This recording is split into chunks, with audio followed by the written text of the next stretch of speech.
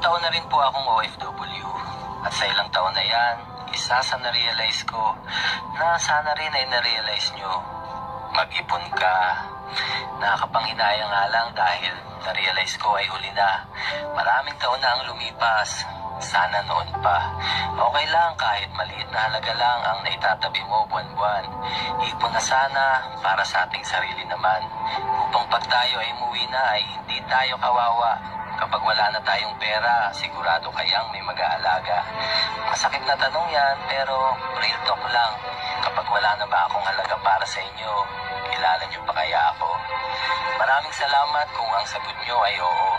Pero alam niyo ang pangamba ko, kung maramdaman kong hindi ang sagot niyo.